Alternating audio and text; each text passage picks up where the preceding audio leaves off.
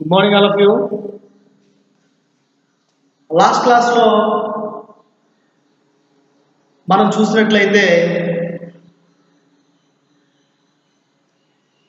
భారత రాజ్యాంగం అనేటువంటి లెసన్ మనం చెప్పుకోవడం జరుగుతుంది. అయితే లాస్ట్ క్లాస్లో మనం భారత రాజ్యాంగం అంటే ఏమిటి, రాజ్యాంగం అనగానేమి దాని గురించి తెలుసుకోవడం జరిగింది. దాని తర్వాత రాజ్యాంగ చారిత్రక నేపథ్యం, బ్రిటిషర్స్ మన భారతదేశానికి ఎప్పుడు వచ్చారు మీ అందరూ తెలుసు కదా. బ్రిటిషర్స్ మన భారతదేశానికి ఎప్పుడు వచ్చారు? 1600 సంవత్సరంలో మన భారతదేశానికి రావడం జరిగింది. వాళ్ళు ఎవరి కాలంలో వచ్చారనే విషయాన్ని కూడా మనం చెప్పుకున్నాం.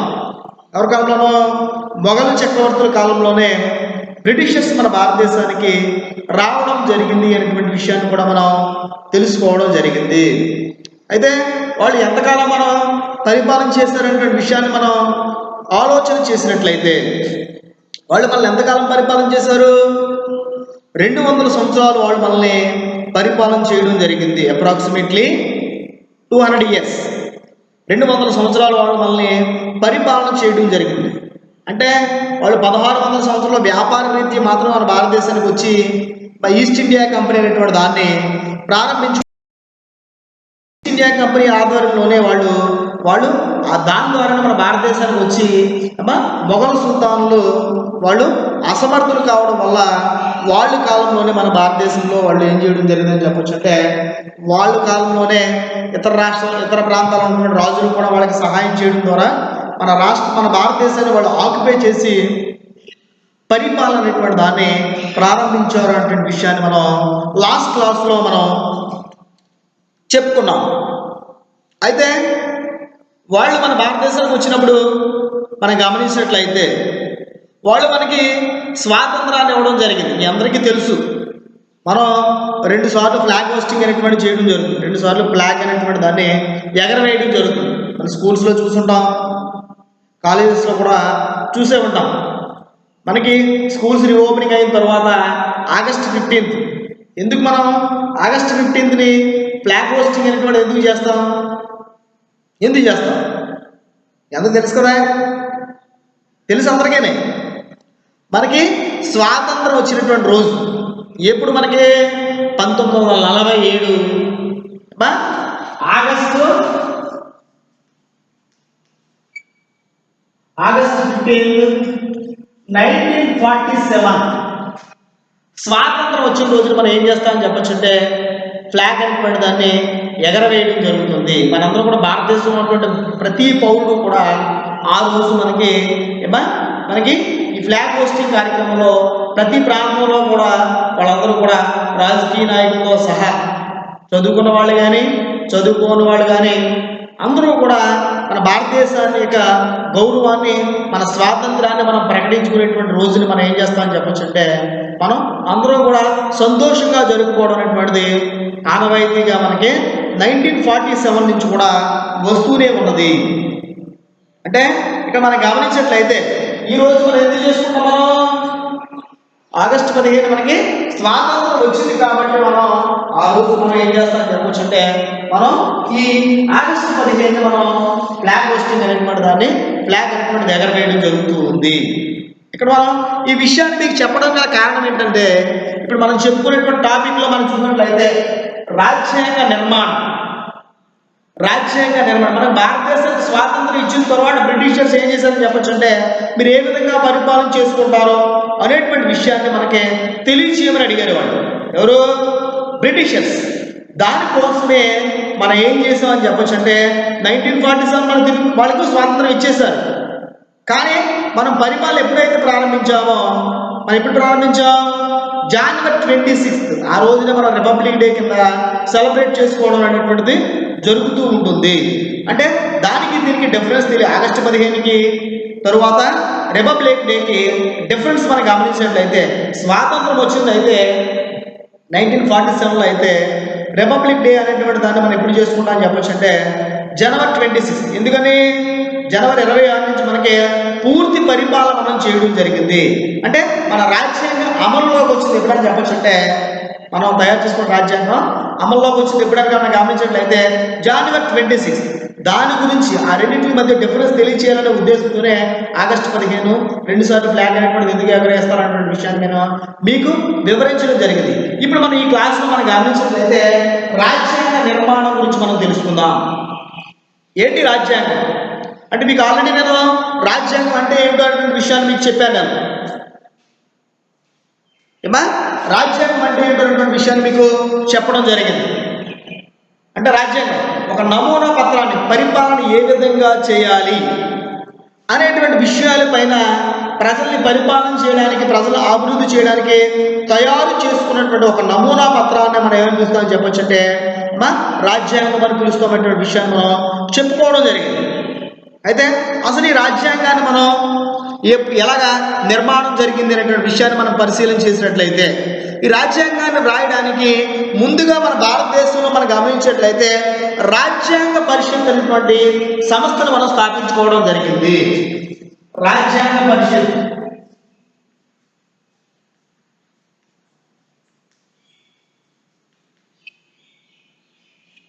రాజ్యాంగ పరిషత్ అనేటువంటి ఒక సంస్థ. ఫర్ ఎగ్జాంపుల్ మనం టోటల్గా చూసినట్లయితే రాజ్యాంగ పరిషత్ అనేటువంటి సంస్థనే స్థాపించుకోవడం జరిగింది. రాజ్యాంగ పరిషత్ సంస్థకే అధ్యక్షుడు ఎవరని మనం గమనించినట్లయితే రాజ్యాంగ పరిషత్ సంస్థ అధ్యక్షుడు ఎవరని మనం చూసినట్లయితే రాజ్యాంగ పరిషత్ అధ్యక్షుడు డాక్టర్ బాబు రాజేంద్ర ప్రసాద్. డాక్టర్ బాబు రాజేంద్ర ప్రసాద్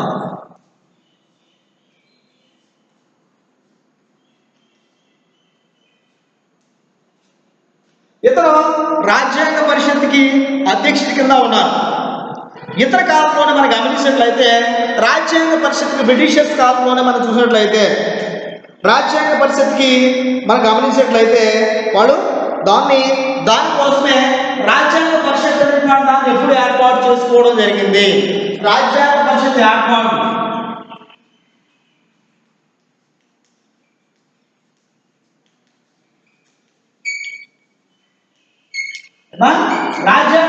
ఏర్పాటు అనేటువంటి ఎప్పుడు జరిగిందన్నట్లయితే 1946లో జరిగింది. రాజ్యాంగ పరిషత్ ఏర్పాటు అని వెరీ వెరీ ఇంపార్టెంట్. ఇది మనం గమనించినట్లయితే ఇప్పుడు మనం చెప్పుకునేటువంటి విషయంలో మనం చూసినట్లయితే ఇప్పుడు మన నిర్మాణం గురించి చెప్పుకున్నాం కదా. ప్రతి కాంపిటేటివ్ ఎగ్జామ్లో కూడా ఈ నిర్మాణం గురించి అనేటువంటి బిట్ అనేటువంటి కంపల్సరీ ఉంటుంది. జాగ్రత్తగా మనం పరిశీలన చేస్తే మనం ఒక కానిస్టేబుల్కి వెళ్ళాలన్నా ఒక ఎనీ కాంపిటేటివ్ ఎగ్జామ్ రాయాలన్నప్పటికీ కూడా మనం చెప్పుడు రాజ్యాంగం నుంచి కంపల్సరీ బిట్ అనేటువంటిది లేకుండా ఎగ్జామ్ అనేటువంటిది ఉండదు అనేటువంటి విషయాన్ని మనం పరిశీలన చేసుకోవాలి. జాగ్రత్తగా వినాలి. ఎందుకంటే దీని నుంచే మనకి కాంపిటేటివ్ బిట్స్ అనేటువంటి రావడం జరుగుతుంది. ఎందుకంటే అయిన తర్వాత మనం ఎటువంటి కాంపిటేటివ్ ఎగ్జామ్ రాయాలనుకున్నా కానీ మనం ఏం కావాలి, దీన్ని ప్రిపేర్ అవ్వాలి. జీకే పర్పస్లో ఉంటుంది. ఫర్ ఎగ్జాంపుల్ మనకి కరెంట్ అఫైర్ పర్పస్లో కూడా మనకి కొన్ని సందర్భాల్లో బిట్స్ ఇవ్వడానికి అవకాశం ఉండేటువంటి విధానం దీంట్లో ఉంటుంది. జాగ్రత్తగా వినండి. అలాగే రాజ్యాంగ పరిషత్ అనేటువంటి దాన్ని ఎప్పుడు ఏర్పాటు చేయడం జరిగింది అని మనం గమనించినట్లయితే 1946 సంవత్సరంలో రాజ్యాంగ పరిషత్ అనేటువంటి దాన్ని ఏర్పాటు చేయడం జరిగింది. దానికి అధ్యక్షుల కింద ఎవరన్నా చెప్పుకున్నాం మనం డాక్టర్ బాబు రాజేంద్ర ప్రసాద్ గారు అధ్యక్షుల కింద ఉండడం జరిగింది. రాజ్యాంగ పరిషత్ ఏర్పాటు చేసిన తర్వాత రాజ్యాంగ పరిషత్కి ఎన్నికలు జరగడం జరిగింది. రాజ్యాంగ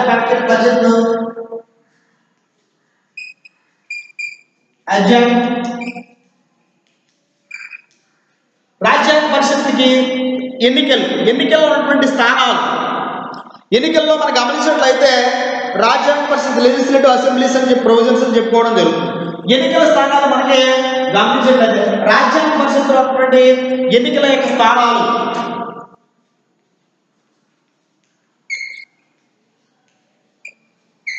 ఎన్ని ఉన్నాయని చెప్పొచ్చంటే బ్రీఫ్ ఎగ్జాంపుల్ టోటల్గా సాధారణంగా 298 స్థానాలు బ్రిటిష్ ప్రొవిజన్స్ లో బ్రిటిష్ వారి కాలంలో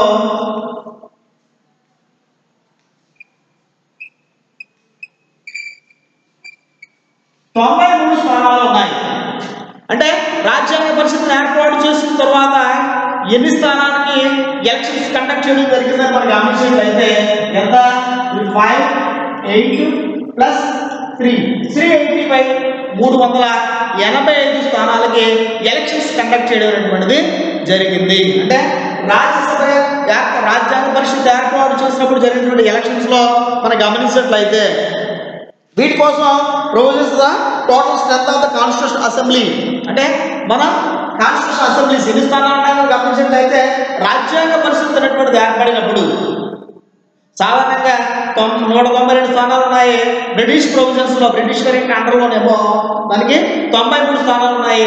total strength of the constitution assembly in the British establishment of the making of Indian constitution British ఆధ్వర్యంలో 385 స్థానాలకు మొట్టమొదటిగా రాజ్యాంగ పరిషత్ ఏర్పాటు చేసిన తర్వాత ఫస్ట్ మనకి 385 స్థానాలకే ప్రొవిజన్స్ ఎలక్షన్స్ కండక్ట్ చేయడం అనేటువంటిది జరిగింది అనేటువంటి విషయాన్ని మనం గమనించాలి. అంటే రాజ్యాంగ పరిషత్తులో ఉన్నటువంటి టోటల్ స్ట్రెంత్ ఎంత మనం గమనించినట్లయితే 385 స్థానాలు. దీనిలో మనం గమనించినట్లయితే ఇప్పుడు మనం చెప్పుకున్నాం కదా, భారత రాజ్యాంగాన్ని ఏర్పాటు చేయడానికి రాజ్యాంగ పరిషత్ అనేటువంటి దాన్ని ఏర్పాటు చేసుకోవడం జరిగింది. రాజ్యాంగ పరిషత్ అధ్యక్షతన ఎవరున్నారు? డాక్టర్ బాబు రాజేంద్ర ప్రసాద్ గారు అధ్యక్ష కింద ఉండడం జరిగింది. రాజ్యాంగ పరిషత్ని మొట్టమొదటి ఎప్పుడు ఏర్పాటు చేశారని గమనించినట్లయితే 1946 సంవత్సరంలో దాన్ని ఏర్పాటు చేయడం జరిగింది. అయితే ఈ రాజ్యాంగ పరిషత్ మొత్తం ఎన్నికల స్థానాలు ఎలక్షన్స్ కండక్ట్ చేయడం జరిగింది. దాంట్లోనేమో ఎన్నికల సాధారణ స్థానాలేమో 290 ఉంటే బ్రిటిష్ ప్రొవిజన్స్ లోనేమో 93 స్థానాలే. మొత్తం ఎన్ని స్థానాలకు ఎలక్షన్స్ కండక్ట్ చేయడం జరిగింది అయితే 385 స్థానాలకి ఎలక్షన్స్ కండక్ట్ చేయడం జరిగినటువంటి విషయాన్ని మనం తెలుసుకోవడం జరిగింది. అయితే మరి గమనించినట్లయితే తెలుసుకున్నాం కదా, దీనికోసమే రాజ్యాంగ పరిషత్తు దాంతోపాటు మొదటి సమావేశం ఇప్పుడు జరిగింది. దాన్ని ఏర్పాటు చేసిందేమో రాజ్యాంగ పరిషత్ 1946 ఏర్పాటు చేశారు. రాజ్యాంగ పరిషత్ మొదటి సమావేశం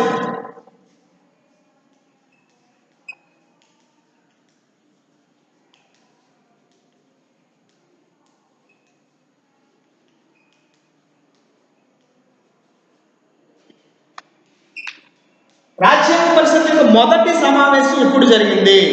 రాజ్యాంగ పరిషత్ మొదటి సమావేశం ఎప్పుడు జరిగిందని గమనించినట్లయితే మనం ఆలోచన చేసినట్లయితే ఇది కూడా చాలా చాలా వెరీ ఇంపార్టెంట్ ఉంటుంది. ఇప్పుడది డిసెంబర్ 9, 1946 రాజ్యాంగ పరిషత్ ఏర్పాటు చేయడానికి డాక్టర్ బాబు రాజేంద్ర ప్రసాద్ గారి అధ్యక్షతలో మొదటి సమావేశం ఎప్పుడు జరిగింది అనేటువంటి విషయాన్ని మనం గమనించినట్లయితే డిసెంబర్ 9, 1946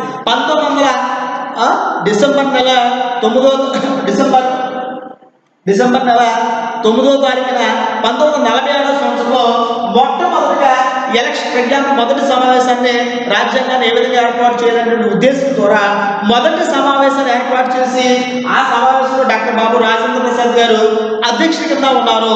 దాంతోపాటు రాజ్యాంగాన్ని రాయడానికి ఒక అతన్ని నియమించడం జరిగింది. అతన్ని ఏమని పిలుస్తాం చెప్పచ్చు అంటే డ్రాఫ్టింగ్ కమిటీ చైర్మన్ అని పిలుస్తాం.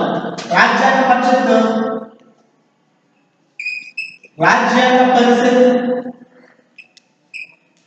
Drafting committee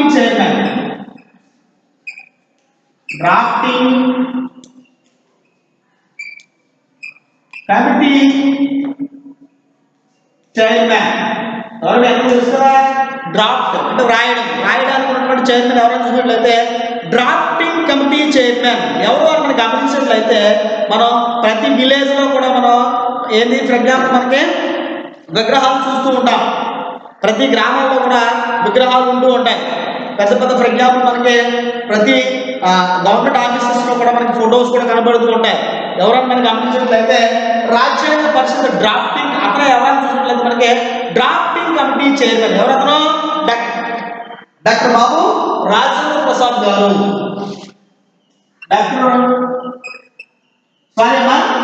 drafting committee chairman very sorry for all of you. ఎవరో మర్చిపోయాను. అధ్యక్షుడేమో డాక్టర్ బాబు రాజేంద్ర ప్రసాద్. రాజ్యాంగ పరిషత్ డ్రాఫ్టింగ్ కమిటీ చైర్మన్ ఎవరో చూసినట్లయితే బిఆర్ అంబేద్కర్. డాక్టర్ బిఆర్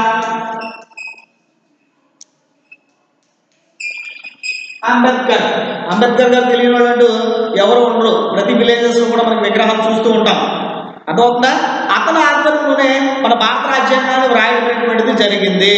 అంటే మనం ఇక్కడ గమనించాలి, 2 bits very very important bits ఉన్నాయి ఇక్కడ. ఈ 3 కూడా మనం చెప్పుకుంటే బోర్డు మీద ఉన్నటువంటి 3 కూడా చాలా చాలా ఇంపార్టెంట్ అందరికీ కూడా. ఎవరు మన క్లాస్లో ఉన్నటువంటి వాళ్ళకి కాంపిటేటివ్ పర్పస్ ప్రిపేర్ అయ్యే వాళ్ళు కూడా చాలా ఇంపార్టెంట్ అయినటువంటిది. ఇది రాజ్యాంగ పరిషత్కి అధ్యక్షుడిగా ఉన్నటువంటి వారు ఎవరు అని చాలాసార్లు బిట్ అడగడం జరిగింది. రాజ్యాంగ పరిషత్ మొదటి సమావేశం ఎప్పుడు జరిగినటువంటి బిట్ కూడా డిసెంబర్ 9, 1946 జరిగినటువంటి విషయాన్ని కూడా మనం గమనించాలి.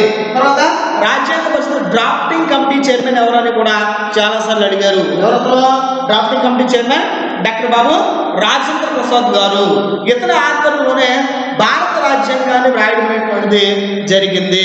అయితే మనం పరిశీలన చేసినట్లయితే భారత రాజ్యాంగాన్ని అంటే రాజ్యాంగానికి రాజ్యాంగానికి అధ్యక్షుడు ఉన్నారు, డ్రాఫ్టింగ్ కమిటీ చైర్మన్ ఉన్నారు, ఇతరులకు హెల్ప్ చేయడానికి చాలా మంది సభ్యులు ఉన్నారు. అదవుతుందా? వాటిని కూడా మనం తెలుసుకుందాం. అయితే రాజ్యాంగ రచనకు పట్టినటువంటి కాలం, రాజ్యాంగ రచన పట్టిన కాలం అంటే ఒక పుస్తకాన్ని రాయడానికి మనకి ఎంత టైం పడుతుంది? ఫర్ ఎగ్జాంపుల్ మనకి ఒక నోట్స్ రాయాలనుకోండి, ఒక నోట్స్ రాయడానికి మనకి 10 days కానీ 20 days కానీ లేకపోతే 1 month కానీ మనం తీసుకోవచ్చు, లేకపోతే 2 months తీసుకోవచ్చు, లేకపోతే 4 months తీసుకోవచ్చు. కానీ మన భారతదేశాన్ని పరిపాలన చేయడానికి, అందరినీ కూడా డెవలప్మెంట్ చేయడానికి, ఒక రాజ్యాంగాన్ని రాయడానికి పట్టినటువంటి కాలం, రాజ్యాంగ రచనకు పట్టినటువంటి కాలం ఎంత కాలం పట్టిందని మనం పరిశీలన చేసినట్లయితే 2 సంవత్సరాల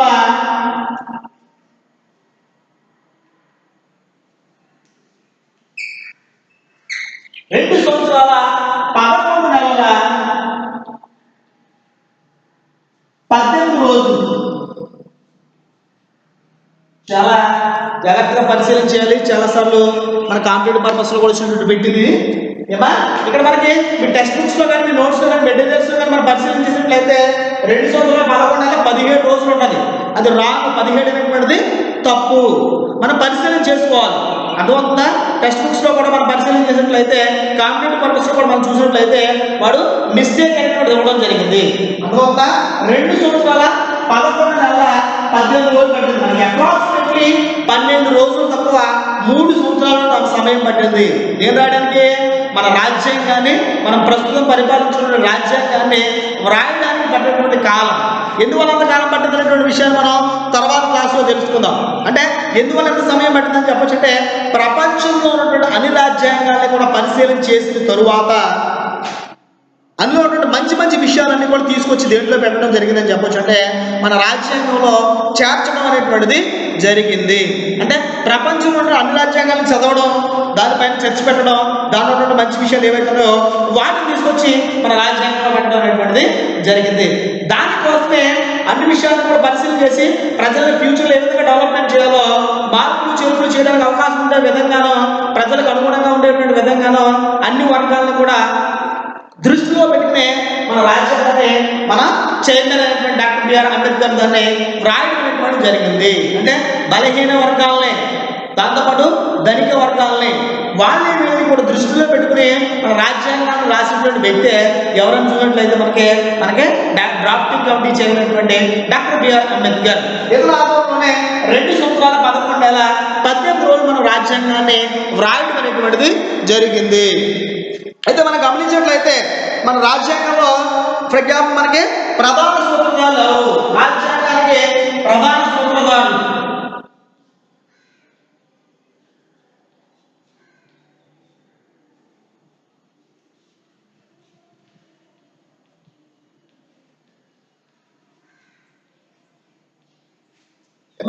రాజ్యాంగాన్ని రచించేటువంటి సందర్భంలో ప్రధాన పాత్ర పోషించిన వ్యక్తులు కూడా కొంతమంది ఉన్నారంట. మనకి ఎవరైనా మనం చూసినట్లయితే ఆల్రెడీ ఒక మెంబర్స్ చూసి మనం తెలుసుకోవడం జరిగింది. జవహర్ లాల్ నెహ్రూ,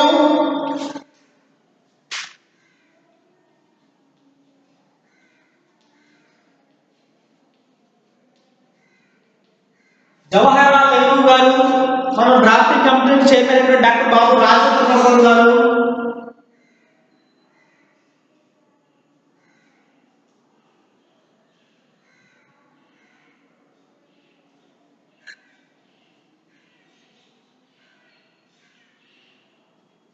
డాక్టర్ బాబు రాజేంద్ర ప్రసాద్ గారు, దాంతోపాటు సర్దార్ వల్లభాయ్ పటేల్.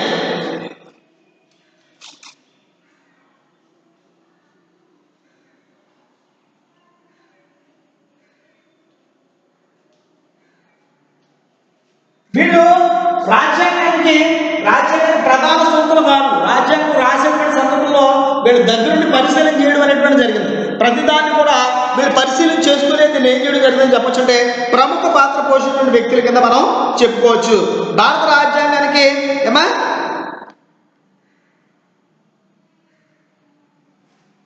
భారత రాజ్యాంగాన్ని ముందుకు తీసుకెళ్ళడానికి ప్రయత్నం చేసిన వ్యక్తుల్లో వెరీ ఇంపార్టెంట్ పర్సన్స్ ఎవరని చెప్పొచ్చు అంటే వీళ్ళ ముగ్గురు అని చెప్పుకోవచ్చు. అంటే వీళ్ళ ముగ్గురుతో పాటు డ్రాఫ్టింగ్ కమిటీ చేసినటువంటి ఇంకా ఎవరైనా చెప్పొచ్చు అంటే డాక్టర్ బిఆర్ అంబేద్కర్. వీళ్ళ నలుగురు కలిపే మన భారత రాజ్యాంగాన్ని ఎంతో, ఫర్ ఎగ్జాంపుల్ మనకి టోటల్గా మనం పరిశీలన చేసి దీన్ని మన భారత రాజ్యాంగంలో మనం వీళ్ళు ప్రస్తుతం ఉపయోగించిన రాజ్యాంగాన్ని అంతా కూడా వీళ్ళే మనకి అందించడం అనేటువంటిది జరిగింది. అయితే మనం గమనించినట్లయితే భారత రాజ్యాంగం టోటల్గా మనం చూసినట్లయితే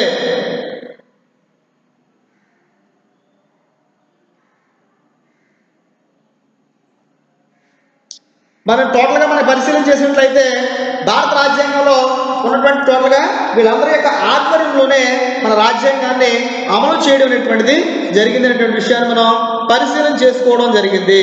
అయితే మనం చూసినట్లయితే ఈ భారత రాజ్యాంగాన్ని 2018 రోజులు మనకి పట్టడం జరిగింది అనేటువంటి విషయాన్ని మనం చెప్పుకోవడం జరిగింది. దీనిలో మనం చూసినట్లయితే ఇంకా భారత రాజ్యాంగంలో ఎన్ని అధికరణాలు ఉన్నాయి, ఎన్ని షెడ్యూల్స్ ఉండే విధంగా మన భారత రాజ్యాంగాన్ని వాళ్ళు తయారు చేయడం జరిగినటువంటి విషయాన్ని మనం తెలుసుకుందాం. భారత రాజ్యాంగం యొక్క అధికరణాలు ఎంతమంది సభ్యులు ఉన్నారు? 385 మంది సభ్యులు ఉన్నారు కదా. ఎలక్షన్స్ అంటే రాజ్యాంగం తయారు చేయడం ముందు ఎలక్షన్స్ కండక్ట్ చేయడం జరిగింది కదా. దాంట్లో ఎంతమంది సభ్యులు ఉన్నారు? 385 మంది సభ్యులు ఉన్నారు. మనం పరిశీలన చేసుకున్నాం కదా. అయితే ఇక్కడ మనం గమనించినట్లయితే దీంట్లో భారత రాజ్యాంగాన్ని మనం పరిశీలన చేసినట్లయితే ప్రస్తుతానికి మన ప్రజ్ఞానం టోటల్గా చూసినట్లయితే రాజ్యాంగంలోని అధికరణాలన్నీ రాజ్యాంగ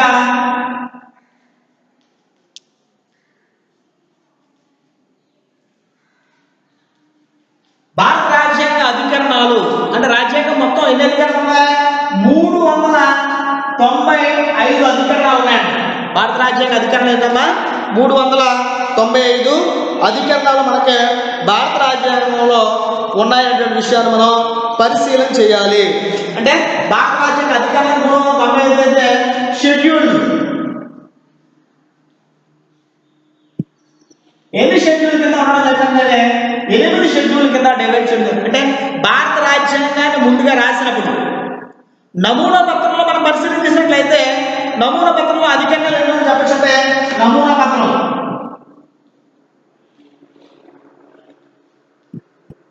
అంటే వాడు ముందుగా తయారు చేసినప్పుడేమో 315 అధికరణలు మాత్రమే ఉన్నాయి. అది పూర్తయిన తర్వాత దాన్నే మనం సమర్పించేటువంటి సందర్భంలో మొత్తం అధికరణలు ఏమని చెప్పచ్చంటే 395 అధికరణల కింద దాన్ని తయారు చేయడం జరిగింది. అంటే భారత రాజ్యాంగం నమూనాలో మనం పరిశీలన చేసినట్లయితే ఎన్నో చెప్పచ్చు, 315 అధికరణలు ఉండే విధంగానే ముందుగా వాడు తయారు చేయడం అనేటువంటి జరిగింది. కానీ అది పూర్తయ్యేటప్పటికి మొత్తం దాన్ని సబ్మిట్ చేసినటువంటి సందర్భానికి ఎన్ని ఉన్నాయని చెప్పచ్చు అంటే 395 అధికరణలు ఉండే విధంగా మన భారత రాజ్యాంగాన్ని వాడు తయారు చేయడమైనటువంటిది జరిగింది. అయితే మనం పరిశీలన చేసినట్లయితే భారత రాజ్యాంగాన్ని మనం పరిశీలన చేసినట్లయితే 395 అధికరణలో 8 షెడ్యూల్స్ ఉండే విధంగా మన భారత రాజ్యాంగాన్ని తయారు చేయడం జరిగింది. మనం తెలుసుకున్నాం కదా. ఇది భారత రాజ్యాంగంలో మనం పరిశీలన చేసినట్లయితే దీని యొక్క నిర్మాణంలో వెరీ ఇంపార్టెంట్ ఘట్టం కింద చెప్పుకోవచ్చు. అంటే ఉజ్జాయింపులు మనం పరిశీలించి ఎగ్జాంపుల్ కింద మనం చెప్పుకున్నట్లయితే అప్రాక్సిమేట్లీ ఎన్ని పేజీలు ఉంటుందని చెప్పొచ్చు. మన భారత రాజ్యాంగం 300 పేజీలు.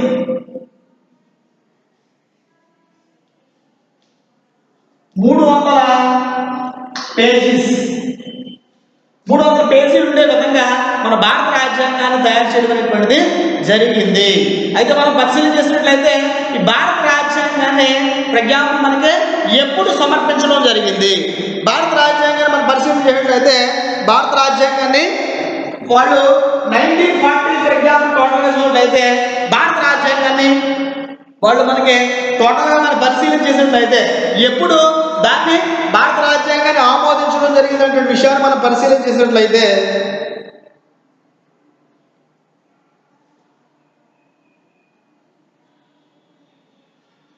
ఏమా భారత రాజ్యాంగంలో మనం చూసినట్లయితే భారత రాజ్యాంగాన్ని ఆమోదం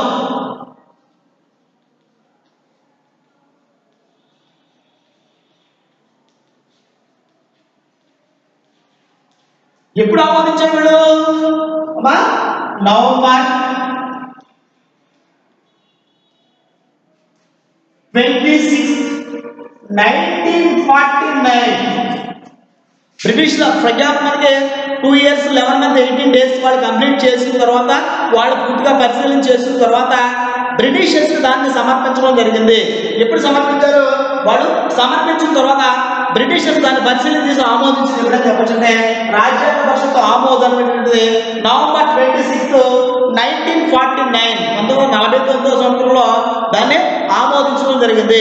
నవంబర్ నెలలో 26వ తారీఖున బ్రిటిషర్స్కి ప్రజ్ఞాపన టోటల్గా దాన్ని ఆమోదించడం అనేటువంటి జరిగింది. అయితే మనం ఆమోదించిన తర్వాత మనం ఏం చేయడం జరిగింది చెప్పొచ్చు అంటే అది రాజ్యాంగ అమలులో వచ్చింది. ఎప్పుడైనా చూసినట్లయితే రాజ్యాంగ అమలు 1950 1950 జనవరి 26 మనందరికీ తెలుసు. జనవరి 26 ఆల్ ఆఫ్ యూ నౌ మనం ఏం చేస్తాం ఆ రోజు ఇంతకు ఆగస్ట్ స్టార్టింగ్లోనే చెప్పాను నేను. జనవరి 26, ఆగస్ట్ 15 మనం రెండు డేట్లు కూడా చెప్పాను. ఆగస్ట్ 15 మనం దేనివల్ల మనం ఫ్లాగ్ అనేటువంటి ఎగరవేయడం జరుగుతుంది, ఎందుకు మనం ఫ్లాగ్ ఎగరేసుకుంటాం. అదేవిధంగా జనవరి 26 మనం ఫ్లాగ్ అనేటువంటి ఎందువల్ల ఎగరవేసుకోవడం జరుగుతుంది అనేటువంటి విషయాన్ని మనం చెప్పుకోవడం జరిగింది ముందుగానే. అంటే ఇక్కడ మనం చూసినట్లయితే మన రాజ్యాంగం ఆమోదించిందేమో నవంబర్ 26, 1949 అయితే మన రాజ్యాంగం అమలులోకి వచ్చింది. అంటే అమలులోకి వచ్చినట్టే మనం అమలు చేసి పరిపాలన ప్రారంభించినటువంటి విధానం ఎప్పుడైనా చెప్పొచ్చంటే రాజ్యాంగం అమలు 1950 జనవరి 26 పూర్తి స్వాతంత్రం. దాన్నే మనం రిపబ్లిక్ డే కింద మనం సెలబ్రేట్ చేసుకోవడం అనేటువంటిది జరుగుతుంది. దాన్నే మనం పూర్తిగా ఆ రోజే జనవరి 26 రిపబ్లిక్ డే.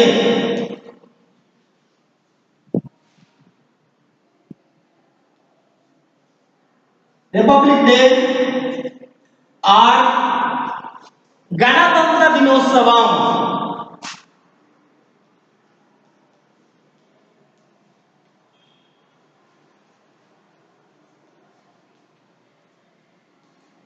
అంటే ఆ రోజున మనం రిపబ్లిక్ డే అంటాం, లేకపోతే గణతంత్ర దినోత్సవం కింద కూడా యావత్ భారతదేశం అంతా కూడా జరుపుకోవడం అనేటువంటిది జరుగుతూ ఉన్నది. యావత్ భారతదేశం అంతా కూడా పండగ వాతావరణం కింద జరుపుకునేటువంటి రోజు ఏదైతే 1950 జనవరి 26 ఢిల్లీలో మనకి ఫ్లాగ్ పోస్టింగ్ అనేటువంటి చేయడం జరుగుతుంది. రాష్ట్రపతి భవన్ పైన మొట్టమొదటిగా ఫ్లాగ్ అనేటువంటిది ఎగరవేయడం జరుగుతుంది. మనం టీవీలో చూసినట్లయితే ఆ రోజంతా కూడా ఆ ప్లేస్ ఢిల్లీ అంతా కూడా పండగ వాతావరణం కిందనే ఉంటుంది. ప్రతి గ్రామంలో కానీ, ప్రతి పట్టణంలో కానీ, ప్రతి జిల్లాలో కానీ మనం చూసినట్లయితే ప్రతి స్కూల్స్లో కానీ, కాలేజెస్లో కానీ మనకి పండగ వాతావరణం అనేటువంటి కనబడుతూ ఉంటుంది. ఇందువల్ల ఆ రోజు నుంచి మనం పూర్తిగా మనకి పరిపాలన అనేటువంటి దాన్ని మనకు మనమే పరిపాలన చేసుకునేటువంటి రాజ్యాంగాన్ని మనమే రాసుకుని అమలు చేసుకునేటువంటి రోజే ఎప్పుడని చెప్పొచ్చంటే జనవరి 26, 1950. దీన్ని మనం గమనించినట్లయితే దీన్నే రాజ్యాంగ నిర్మాణము అని పిలుస్తాం. అర్థమైందా మీకు?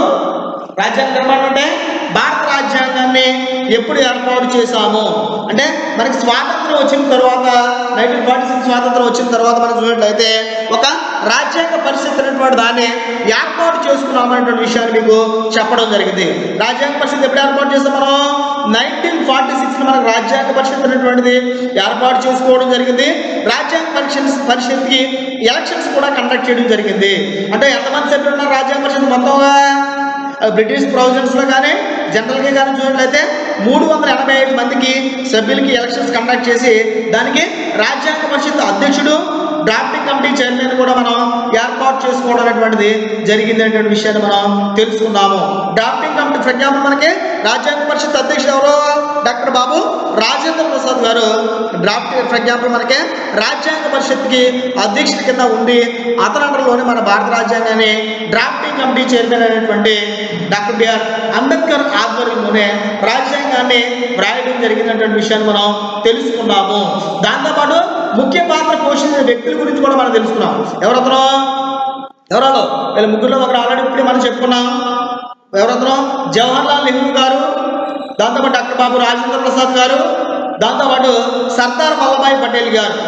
వీళ్ళ ముగ్గురు ఆధ్వర్యంలోనే మన భారత రాజ్యాంగాన్ని drafting committee chairman doctor B R Ambedkar ఆధ్వర్యంలోనే రాజ్యాంగాన్ని 2 సంవత్సరాల 11 నెలల 18 రోజుల కాలంలోనే దాన్ని పూర్తి చేసి నవంబర్ 26, 1949లో దాన్ని ఆమోదించడం కూడా జరిగిందనే విషయాన్ని మనం తెలుసుకున్నాము. రాజ్యాంగ అమల్లోకి వచ్చినప్పుడు మనం చూసినట్లయితే ఎన్ని అధికరణాలు ఉన్నాయనే విషయాన్ని మనం చూసినట్లయితే 395 అధికరణాలు ఉన్నాయి. ఎన్ని షెడ్యూల్స్ కింద ఉన్నాయని చూసినట్లయితే ఎన్ని షెడ్యూల్స్ కింద ఉన్నాయి? 8 షెడ్యూల్స్ కింద దాన్ని ఏర్పాటు చేయడం జరిగిన విషయాన్ని మనం చెప్పడం జరిగింది. నమూనా పత్రంలో చూసినట్లయితే 315 అధికరణాలు మాత్రమే ఉన్నాయి. 8 షెడ్యూల్స్ మాత్రమే ఉన్నాయి. దాన్ని పూర్తిగా ఆమోదించే, దాన్ని సమర్పించేటువంటి సందర్భంలో మాత్రమే 395 అధికరణాలు ఉన్నటువంటి విషయాన్ని మనం ప్రతి వ్యక్తి కూడా గమనించాలి. అయితే ఫర్ ఎగ్జాంపుల్ మనం చూసినట్లయితే 2 సంవత్సరాల 11 నెలల 18 రోజులు సమయం పట్టడానికి గల కారణాన్ని కూడా మనం చెప్పుకోవడం జరిగింది. ఎందువల్ల ప్రపంచంలో ఉన్న అన్ని రాజ్యాంగాలను వాళ్ళు పరిశీలన చేసి దానిలో ఉన్న మంచి విషయాలన్నీ కూడా తీసుకొచ్చి దేంట్లో పెట్టాలని చూసినట్లయితే మన భారత రాజ్యాంగంలో పెట్టడం జరిగింది అనేటువంటి విషయం ద్వారానే మనకి దీన్ని మనం చెప్పుకోవడం జరిగింది. ఎప్పుడు అమల్లోకి వచ్చింది మన భారత రాజ్యాంగం? ఇప్పుడే మనం చెప్పుకోలేం కదా, టోటల్ పేజెస్ ఎన్ని ఉన్నాయి? 300 పేజీలు ఉండే విధంగా దాన్ని ఆమోదించి నవంబర్ 26, 1947లో 1949లో దాన్ని ఆమోదిస్తే అది అమల్లోకి వచ్చినప్పుడు 1950 జనవరి 26 నుంచి మనకి అమల్లోకి రావడం జరిగిందనే విషయాన్ని కూడా మనం చెప్పుకోవడం జరిగింది. అంటే ఆ రోజున మనం ఏం చేస్తాం? రిపబ్లిక్ డే కింద సెలబ్రేట్ చేసుకోవడం జరుగుతుంది. లేకపోతే దాన్నే గణతంత్ర దినోత్సవం, రిపబ్లిక్ డే అన్న ఒకటే. ఆ రోజు మనకి పూర్తి స్వాతంత్రము రావడం జరిగింది. బ్రిటిషర్స్ మన భారతదేశాన్ని పూర్తిగా వెళ్ళిపోయి మన సొంతంగా మనమే పరిపాలన చేసుకోవడానికి మన రాజ్యాంగాన్ని అమల్లోకి తెచ్చిన రోజునే మనం ఏం చేస్తామని చెప్పొచ్చు అంటే రిపబ్లిక్ డే కింద మనం సెలబ్రేట్ చేసుకోవడం అనేటువంటిది జరుగుతుంది. ఇది 5 మార్క్స్ క్వశ్చన్లో చాలాసార్లు మనం అనేటువంటి క్వశ్చన్ చాలా జాగ్రత్తగా దగ్గరుండి ఒలి దగ్గర పెట్టుకుని వినాలి. దాంతోపాటు చూసినట్లయితే జాగ్రత్తగా పరిశీలన చేసి మనం అండర్స్టాండ్ చేసుకున్నట్లయితే కాంపిటేటివ్ పర్పస్లో కూడా మనకి ఉపయోగపడేటువంటి విధానం అంతా కూడా దీంట్లో అప్రాక్సిమేట్లీ ఎగ్జాంపుల్గా 4-5 బిట్ల వరకు కూడా దీని నుంచి రావడానికి అవకాశం ఉందనేటువంటి విషయాన్ని మనం తెలుసుకోవాలి. అదే మనం ఫస్ట్లో చెప్పాను కదా, డ్రాఫ్టింగ్ కమిటీ చైర్మన్ గురించి మనకి కాంపిటేటివ్ బిట్ అడుగుతాడు, రాజ్యాంగ పరిషత్ అధ్యక్షుడిని అడుగుతాడు, రాజ్యాంగ పరిషత్కి ఎలక్షన్స్ ఎప్పుడు స్టార్ట్ అయింది అడుగుతాడు. ఇప్పుడు 1946. దాంతోపాటు ఎలక్షన్స్ ప్రజ్ఞాపన మనకి రాజ్యాంగ పరిషత్ మొదటి సమావేశం ఎప్పుడు జరిగింది? డిసెంబర్ 9, 1946లో జరిగినటువంటి విషయాన్ని రాజ్యాంగాన్ని ఎప్పుడు ఆమోదించారు?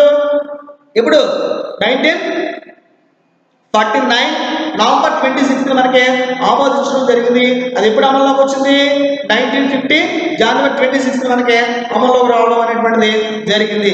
ఇవన్నీ కూడా ఇప్పుడు మనం చెప్పుకున్నటువంటివన్నీ కూడా కాంపిటేటివ్ పర్పస్లో చాలాసార్లు అడిగినటువంటి బిట్స్ అనేటువంటి విషయాన్ని మనం ప్రతి విద్యార్థి కూడా గమనించాలి.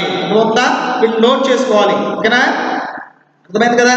నెక్స్ట్ క్లాస్లో మనం చూసినట్లయితే రాజ్యాంగాన్ని రచించారు కదా, మనం ఇందాక చెప్పాను నేను, ప్రపంచంలో అన్ని రాజ్యాంగాలను కూడా వీళ్ళు పరిశీలన చేశారు. అంటే వాటి గురించి మన నెక్స్ట్ క్లాస్లో మనం తెలుసుకుంటాం. దాన్నే రాజ్యాంగానికి ఆధారాలు.